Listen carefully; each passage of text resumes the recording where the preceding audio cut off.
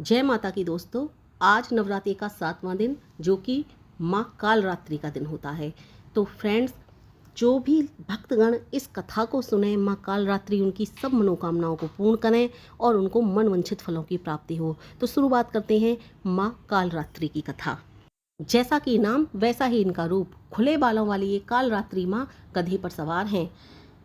अमावस की काली रात से भी ज़्यादा काली ये माँ जब दिखाई देती हैं तो भूत प्रेत पिशाच और जितनी भी नकारात्मक ऊर्जाएं हैं वो खत्म हो जाती हैं। माँ कालरात्रि खुले बालों में गधे पर सवार हैं और इनकी श्वासों से एक भयानक अग्नि निकलती है। इतना भयंकर रूप होने के पश्चात भी ये भक्तों को एक हाथों से अभय प्रदान कर रहे हैं। मधुकैटभ को मारने में भी इन्हीं माँ का योगदान था। इतना भयानक रूप होने के बावजूद ये अपने भक्तों पर विशेष कृपा करती हैं और इतना इनका भयानक रूप सिर्फ और सिर्फ दुष्टों के लिए होता है। भक्तों के लिए ये माँ बहुत शुभ फलदायी प्राप्त होकर आती हैं, इसलिए इनको कई जगह पर शुभंकर नाम से भी जाना जाता है। माँ दुर्गा की ये 7वीं शक्ति, जैसा कि नाम से ही जाना जाता है, कालरात्रि और भयानक अमावस की काली रात से भी ज़्यादा काला इनका रंग है। इनका रूप भयंकर है। इनके गले में विद्युत की तरह चमकने वाली माला है और इनके बाल बिखरे हुए खुले हुए हैं। सभी नकारात्मक ऊर्जाओं से रक्षा करने वाली हैं ये कालरात्रि, दुष्टों से रक्षा करने वाली हैं कालरात्रि, यहाँ तक कि काल से भी रक्षा करने वाली हैं ये माता कालरात्रि। इन देवी के 3 नेत्र हैं और तीनों ही ब्रह्मांड के समान गोल हैं। उठे दाहिने हाथ की वर मुद्रा भक्तों को वर देती है। दाहिने नीचे वाले हाथ में अभय मुद्रा में उठा हुआ है, जो कि भक्तों को अभय प्रदान करता है, जिससे कि भक्तों को निर्भय मिलता है।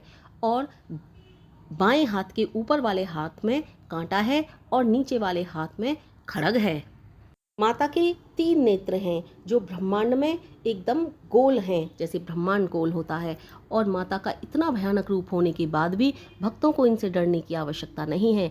इनकी आराधना भक्तों को सदैव शुभ फलकारी होती है, इसलिए इनका नाम एक शुभंकर भी है।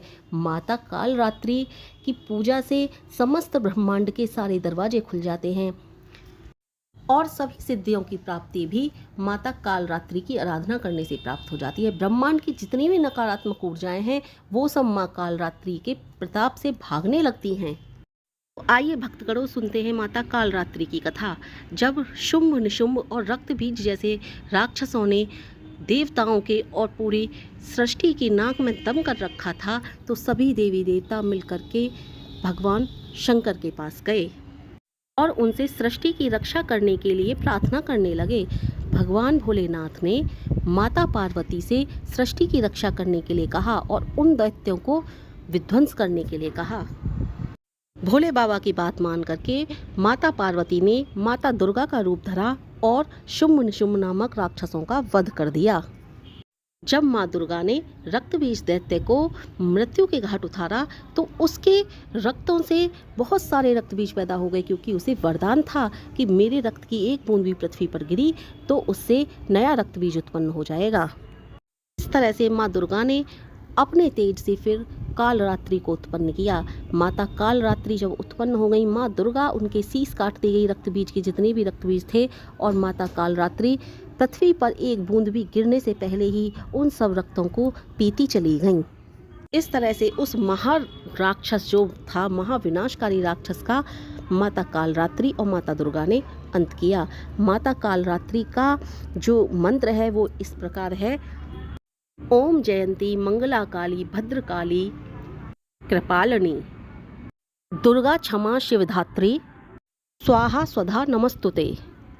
माँ कालरात्रि का प्रिय भोग गुड़ और हलवे का है। गुड़ और हलवे का भोग लगाने से माँ कालरात्रि जल्दी प्रसन्न होती हैं और भक्तों की सभी मनोकामनाएं पूर्ण कर देती हैं। तो भक्तगणों, ये थी कथा माँ कालरात्रि की। जो भी इस कथा को सुने, भक्तगणों की सभी मनोकामनाएं माँ कालरात्रि पूर्ण कर दें और श्रद्धापूर्वक आप माँ कालरात्रि की आराधना करें। सुबह सुबह नहा धोकर निवृत्त हो जाएं और उसके बाद माँ कालरात्रि को धूप दीप पुष्प जल ये सब अर्पित करें। माँ का प्रिय पुष्प रात रानी है। उसके बाद माँ कालरात्रि की आराधना करें इस तरह से पूजा करने से माँ कालरात्रि हमारी सभी मनोकामनाओं को पूर्ण करें। जय माँ कालरात्रि की, जय माता की।